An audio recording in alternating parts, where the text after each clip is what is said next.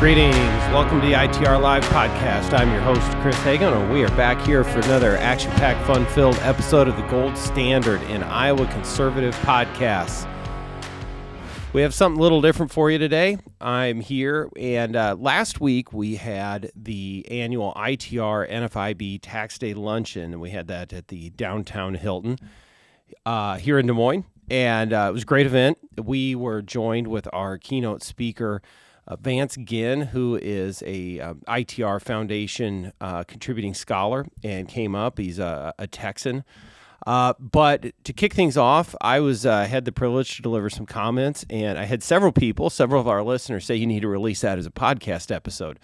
So anyway, that's what we're going to do today. I'm going to go ahead and play the clip of my comments to the Tax Day Luncheon. We had a really nice crowd there.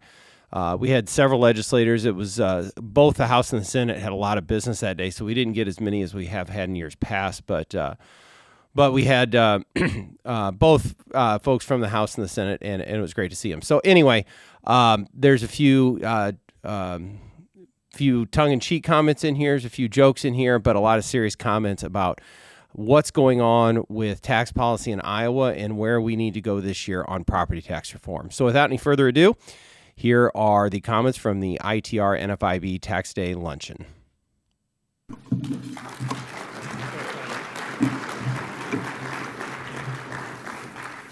So yeah, I want to talk about my baseball career.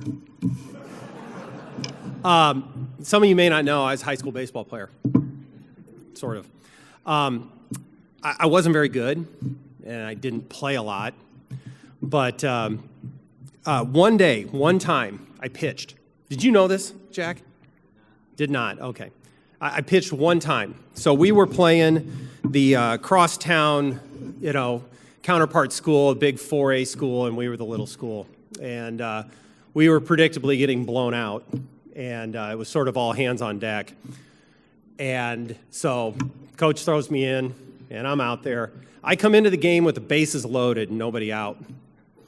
And I stand up there on the hill, and I threw that sucker right down the middle, belt high, and it was promptly on the very first pitch deposited over the left center field fence. So I proceeded to give up 3 or 4 more hits and a couple more runs until it was coach came right back out, gave me the hook, and I was out. My career ERA as a baseball player at any level remains at a solid infinity. I tell you that reason here today for 3 reasons. One, and perhaps most importantly, is that opening day is tomorrow, so that's good. But I thought that was the only good analogy I had of that I'm here pinch hitting today, and you're going to hear more than just me introducing the Attorney General. You're going to have to listen to me speak for a few minutes, so that's my pinch hitting analogy. And I guess thirdly, as I'm going to rattle off a bunch of numbers at you, and if we can get our minds around infinity, then maybe we can dial it back a little bit and understand polling numbers and property taxes a little better too. So that's my TED Talk intro styled thing to get us going here today. But I appreciate the introduction, and I appreciate all you being here. I love this event.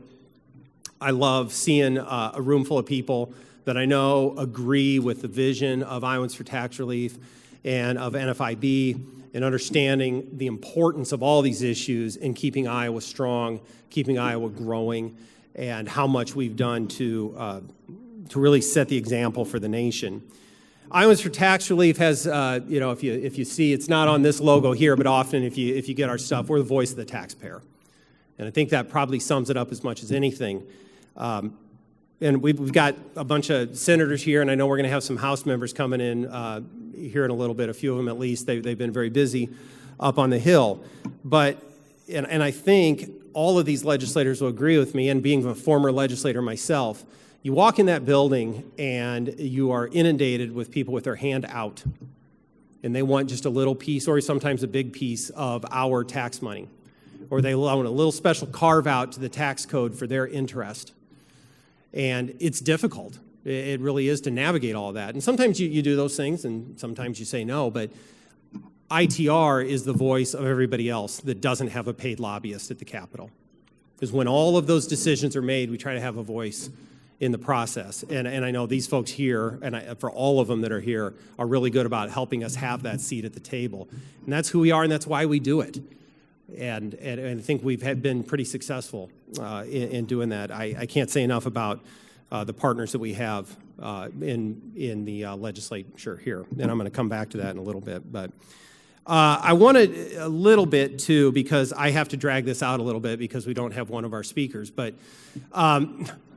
sometimes we are so focused on the next thing that we're doing, and right now it's property taxes that we're going to talk about in just a minute, that we lose sight of what we've done. And the major thing, the generational thing that this organization really tried to help as much as we could was income tax reform. I don't want to miss opportunities to talk about how significant the work that we have done on income taxes is.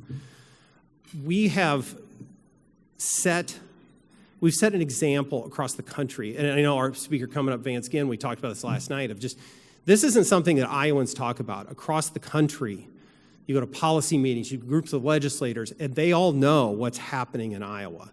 And we are setting the example for the entire nation.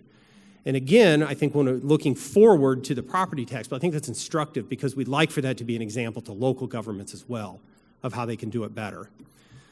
I'm going to take a quick detour on telling the story of how far we've come on property or on income taxes. We started with almost it was an 8.98% top marginal rate, down to a low flat tax of 3.8%, which is in effect right now putting more money into every Iowan's paycheck. It's real money.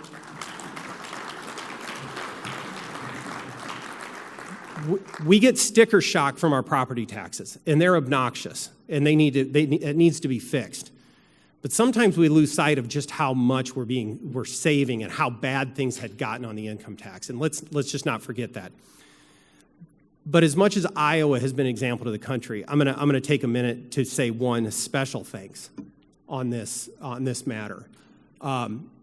This morning, my friend Jack Whitver got an award in the legislature, the Hoover Service Award for Uncommon Service. I want to tell you that as much as I'd like to say that Iowans for Tax Relief should take credit for generational income tax cuts, I'm not going to do that. I think we played a role. I think we helped cheer you guys on. I think we created more energy for the issue and helped frame things up.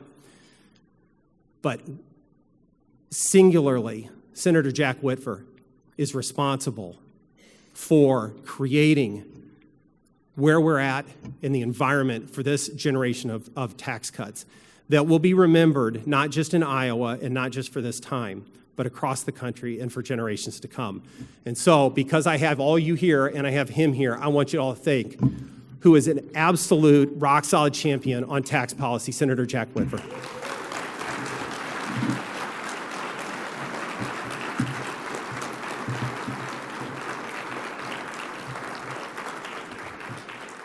And he's a great friend.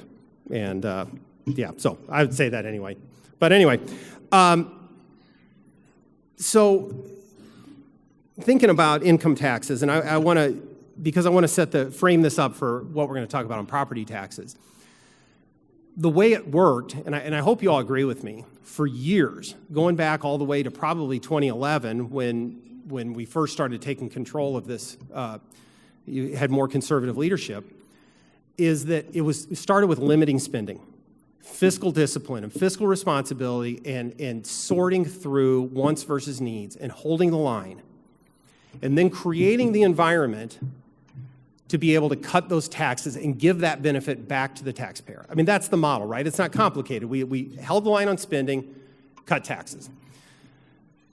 And because we did that, we went our ranking in the Tax Foundation from 46th out of all 50 states now to 20th. It bounces around in here, but we're definitely in the top half of all 50 states because we held the line on spending.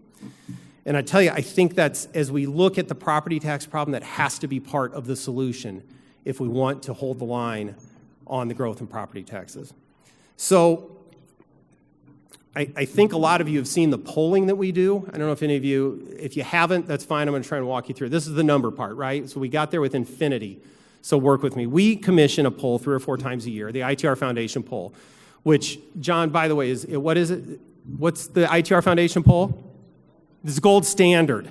in Iowa political polling. It is, we've taken the mantle away from Ann Seltzer and the Des Moines Register because, and look, I'm not saying that because I'm in a room of friends. I mean, it's objectively true. We've been calling these races.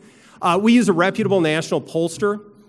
We put a fair amount of money behind it, and that our pollster Signal has, again, for I think now the third cycle in a row, had an A rating from these national like Nate Silver and New York Times that do this. So this is quality data. It's not, we don't make it up. I genuinely don't try to tip the scales in any way on this. But so we asked some questions on tax policy in our most latest poll. This was about a month ago that this was in the field.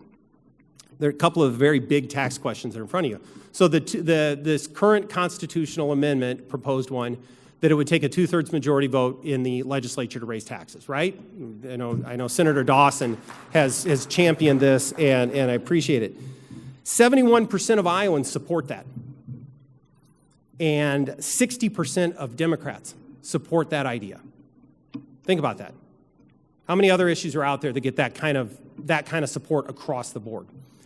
We also asked the question of a 2% growth cap on local government spending, another issue that is being debated right now. Again, on a 2% growth cap, 2/3 of Iowans support that idea, support a growth cap. Again, over half of Democrats. So it cuts across the political spectrum. And we asked another question in there, what are the most important issues to you? And it's there's about 10 different factors in there. But issues of taxes, the economy, and government spending are over half. Of their most important issue when they think ahead to their next vote are those kitchen table financial issues that they're faced with. And they're also saying that well over 2/3 want these kinds of policies. And so I thinking about all of the issues that the legislature faces, it's hard to find one that's a bigger win for a legislator of any party than this kind of stuff. And so the timing is right to work on this. We've got a big bill that Senator Dawson and Representative Kaufman have worked on that accomplishes many of these things. And look, you got several weeks left. I mean, you're going to have to work on it. And look, sometimes these things take a year or two. They just might.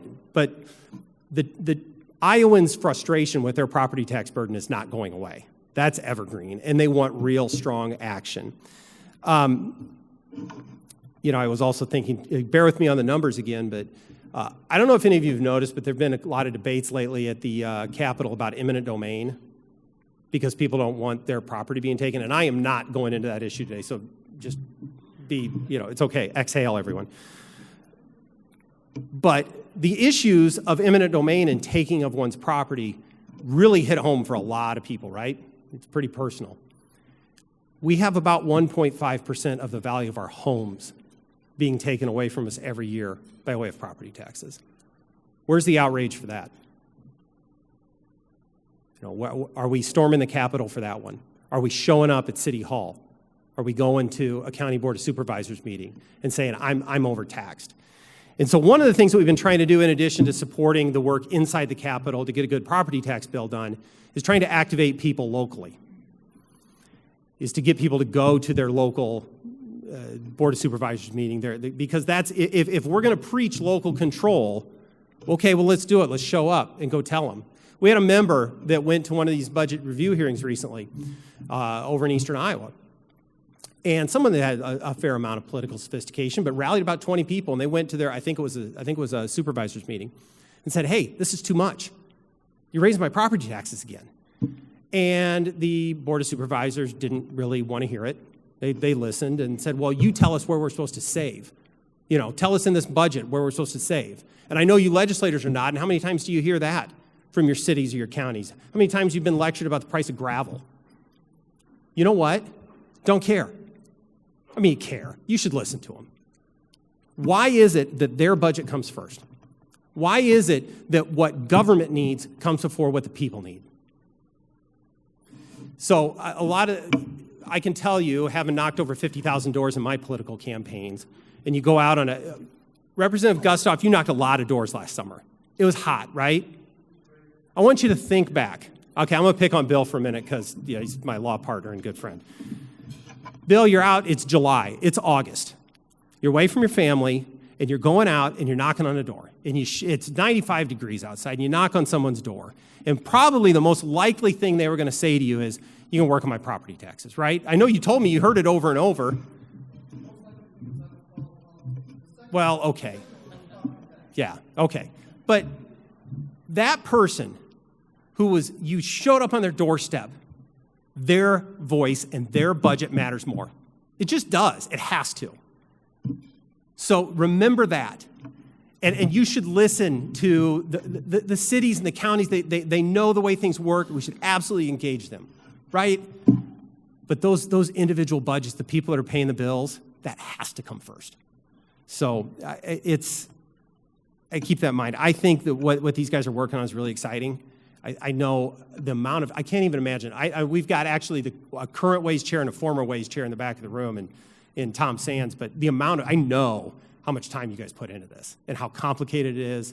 I remember walking into the offices and Tom Sands would be giddy. He'd be like, oh, I got some new runs, Chris, look. And he'd be pouring through pages of stuff. And like, oh, that's great, Tom. Just tell me how you want me to vote. But it is, it's year-round, and so I'm excited because so much work's been put into it and setting the stage for not just this year but other reforms in the future because I know how much they care about it, and we're going to get that stuff done. All right, I've probably gone longer than I even intended to, but I had a lot to say. So I want to close with a few other thoughts. We have a major initiative, ITR Local, which is a website, itrlocal.org, which attempts to try and get as much of this information about local spending, city, county, school, out to individuals. And I know a lot of legislators specifically have found it really helpful. It can just let you know how your community's doing in relation to other areas. Because, look, there's cities and counties doing a good job. They really are. And they've got some good people out there that are trying to do the right thing, and we should acknowledge that as well. But use that. If there's any information you need it translated, if you're getting ready to go to talk to your city council and just want help with that, please let us know. We love that kind of stuff. I'm supposed to plug my own podcast. I don't really like doing it, but that also, it's the gold standard in Iowa conservative podcasts. So check out the ITR Live podcast. I'm supposed to do that. But mostly I just wanted to say thank you to all of you that are here for supporting the vision and the mission. Thank you to our legislators for being partners in all this. And I can tell you that we are genuinely, on behalf of the staff, the staff, the board of Iowans for Tax Relief, our friends at NFIB, we are collectively very excited for the future of the state of Iowa. So I'm going to move it on because I guess I'm the MC. That's what Matt tells me. But I'm going to introduce our next speaker, which is Vance Ginn. And I've gotten to spend some time with Vance for the last several years as I've moved into the policy world, and he is a treat. I asked him to tell me what his titles were, and I said, I'm not going to remember all that. So he is a ITR senior tax fellow, but he's actually a native Texan and has done a lot of work. Specifically, and he's going to go through all this with you, but he had a role in the previous Trump administration in building the federal budget, and he's got some good stories about that. But mostly he's an ITR senior fellow, and we're excited. And I discovered last night that when I finally get around to putting my band together, he's going to be my drummer. And so I'm really excited about that as well. So with that all having been said, my friend Vance Ginn.